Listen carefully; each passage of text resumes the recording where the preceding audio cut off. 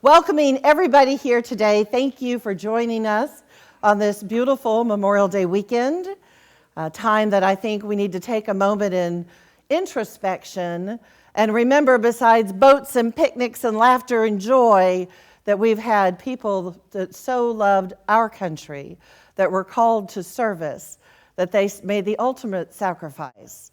And I shared on Facebook the other day, I was coming to the stop sign about 2 blocks down, and I saw this pickup truck, and in the back of the truck were these white, what I thought might be wooden crosses.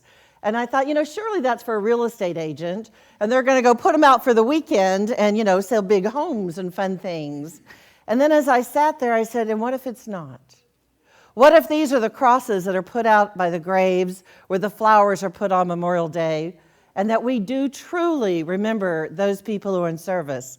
So I'm going to ask anybody in the congregation right now, if you have served in our military in any form, including Homeland Security, would you please rise?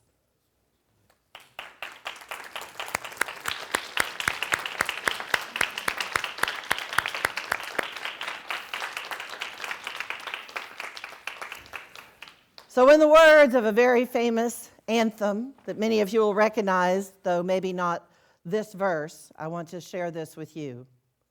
And still we can see as the years have gone by, there's a dream in our land, like a flame that keeps burning, and the lantern of hope from the harbor still shines. Those who seek freedom's dream. To its lights are still turning. Now we look to the stars, and we lift up our eyes, for we know with the dawn we will see our flag rise. And this is our star-spangled banner, yet we wave. Take a breath. Over the land of the free and the home of the brave. So just taking Monday especially to hold in your hearts people that you know who have served, families and friends that have supported those who were called to serve. And when you travel through the airports, I charge you with really taking a moment, because the majority of our military are 18-year-olds to 23-year-olds.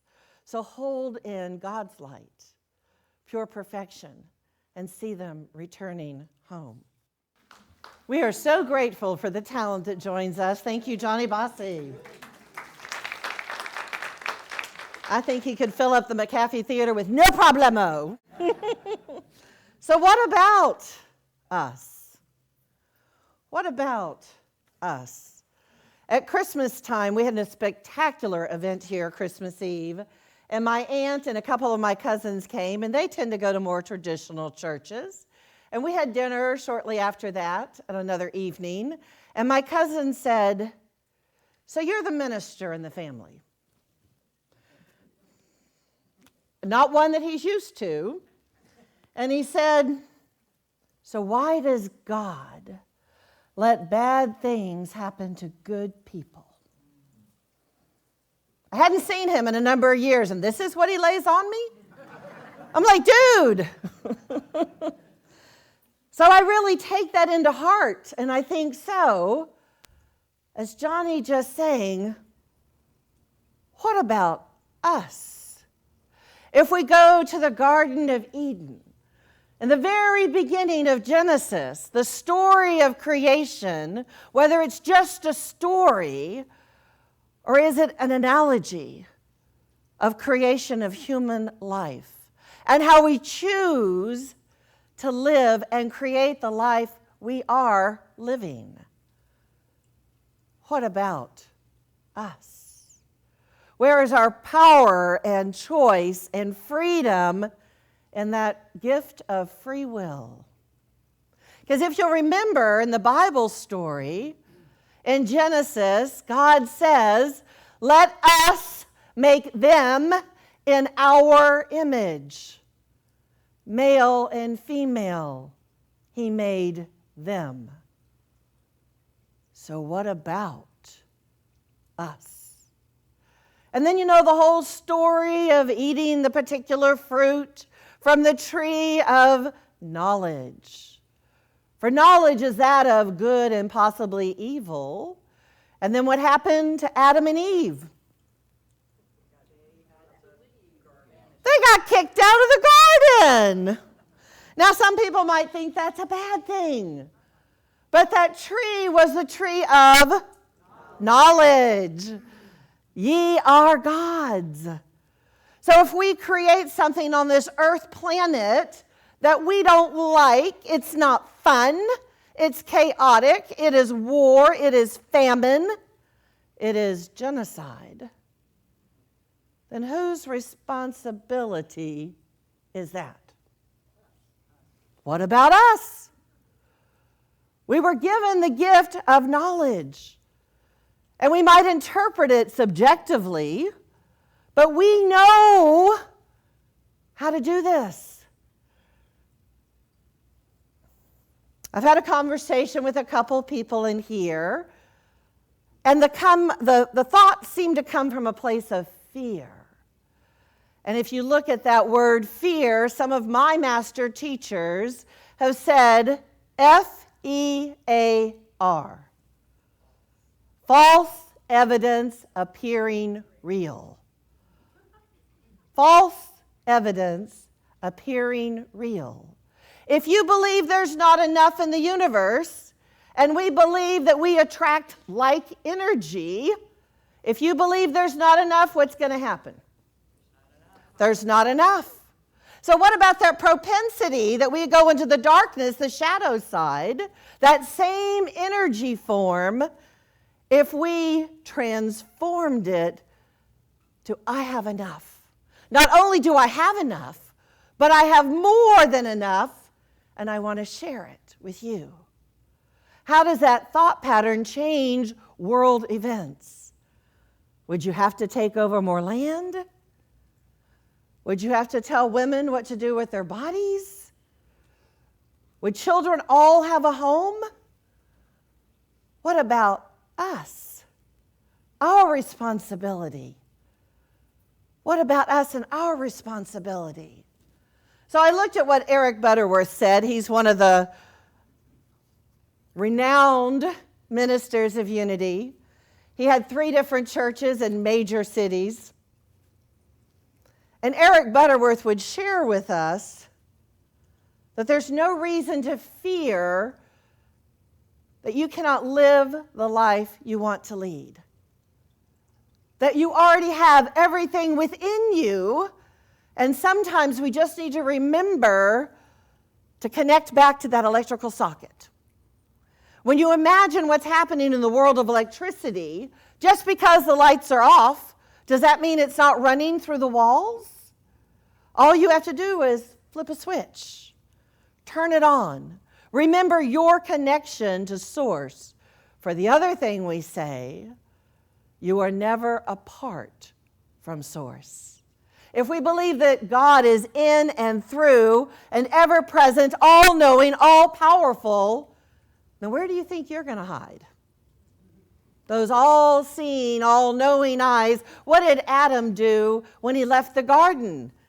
He put on a fig leaf. Like, you don't think God saw all that before? What did Eve do? They cowered. I don't want you to see me. How many times do we do that in our own life path? You may not like what you see about me. I may not like the shadow of my own side, the things I don't want to reveal to everyone else. And yet God said, I will be with you always, in all times. So when things do happen, big, major catastrophes in Florida, they're already threatening the biggest hurricane season ever. I'm like, dudes, don't you know how to think positive? How about just a little flush of water so we can have some water? How about fill up those ponds so the alligators have a place to swim? Do we have to do something so dramatic as the worst hurricane season ever? I'm like, y'all need to move those thoughts around a little bit. We know we're in a little bit of a drought, so why don't we just gently have rains that come? And since we have this mysticism that happens in the Bay of Palm Harbor in Tampa Bay, it's okay, it comes in and goes right back out. Do I get an amen? So how we think about our world and our daily lives, even the little things, it adds up, it adds up, it adds up. And when it's too much and we don't like it, how about being responsible for ourselves and clearing that out? If you don't like your thoughts, change them. What is free will? What is that power that resides inside each one of us? Can we choose to be happy? Can we choose not to be happy? And sometimes we take those moments and we just get quiet. And we're contemplative. And we're thinking this feels so overwhelming. All these things I read about. We have a minister in Unity who has just gone to the land of Bethlehem. And she said, I just sat with a young man who lost both of his parents on the tragedy in Gaza. And he looked at me and he said, I am filled with hope. And I am filled with love because I have Palestinian friends and I am a Jew and I love them. And I said, I want you to interview him. I want you to bring those recordings back to us so we don't get tainted with what the media wants to control in our thoughts. Because I believe we have the power to love in this world. And these young people are expressing it, but we don't hear that because someone else wants you to believe the way they do. Well, how about we purify that? How about we just push that to the side? And we say, you know what? Let me hear from the people who are living in these tragedies. Let me hear from the people who are filled with love and hope even after a church shooting. Let me hear from the people who know there's another way to live even after a monster has entered the schools. Because if we harbor that anger and we harbor that unforgiveness, guess who it hurts? Us. What about us? Now, I'm not saying when 9/11 comes around every year that I don't hit my knees, because I do. And I've lived overseas, and I know many different people from many different paths. And I am so grateful that this year, Gabriel Nelson and I will be at Unity Village, reopening the World Day of Prayer in person to bring to all the communities. And it just happens to be on that day is 9/11. You hold the high watch here, and we'll hold the high watch there. And I believe in this collective consciousness that we will reach one another. That we are not alone, any one of us. But that spirit and power and energy surrounds all of us, so make it good. Make it what we want to see. Make it what we want to live into. And not that place of fear, that false evidence appearing real. Make it come from a place of jubilation and celebration, a place that we remember and a place we take a stand for our own values, our own belief systems. And then I'm going to invite you to go one step further. If there's not a place for you at the table, bring your own chair. Yes, open the door and say, you know what? I don't get your music. Here's mine. Let's do it together. Let's learn how to be one cohesive movement. And if that feels funky and weird because you don't like certain people and certain beliefs, go higher. Go higher. Raise that bar. Raise that consciousness. Do you think you can outlove God? How about we just emulate to be ye are gods? How about if we take those teachings, those riveting teachings that were a little out of the box, because the Sadducees and the Pharisees, they said, this is the law of Moses, and this is how you'll do it. And Jesus said, I'm sitting by that woman, the Samaritan woman. I'm going to get a drink of water with her. On Sunday, 4 days into the tomb, Mary and Martha had a brother named Lazarus, and he died in the earthly journey. And Jesus was away doing something else.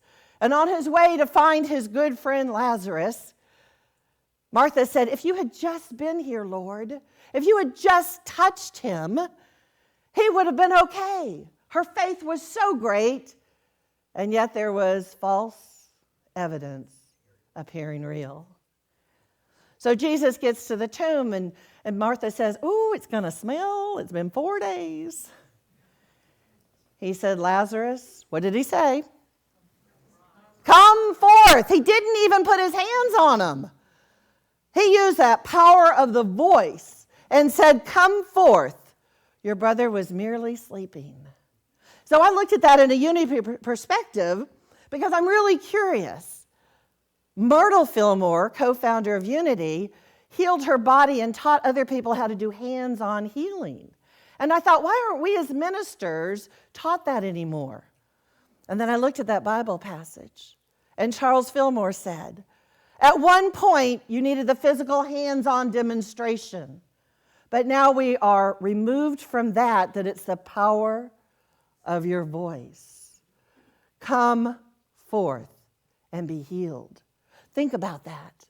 When people are shooting darts at each other with the way they speak on TV, when the politicians get so down and dirty and ugly, you're just tired of watching that garbage. Remember the power of your voice. Remember your holy presence. That you can walk, stand tall, be straight up there and say, you know what? I'm done doing the garbage. I know there is love in this world, and I'm going to stand for peace. My words are going to be community. My words are going to be inclusive. I want you to hear the power.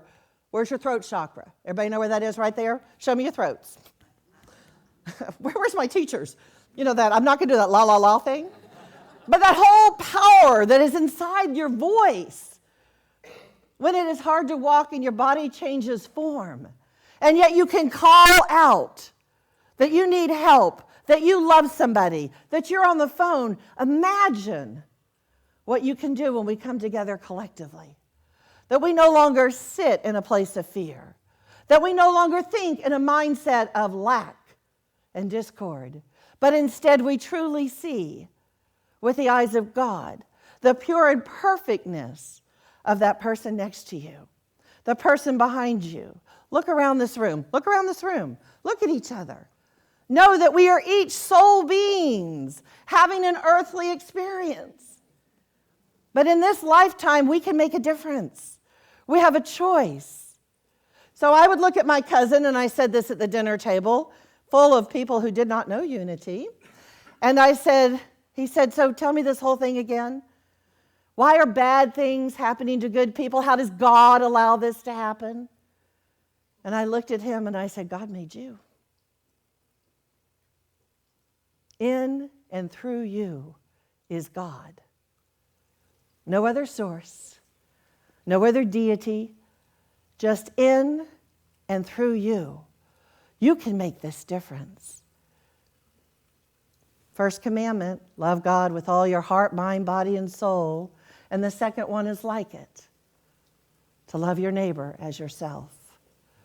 So if you have a challenge loving yourself, look at your neighbor, because they're going to love you. They're going to hold that light for you so that together we can raise that consciousness. And with that, I'll say amen.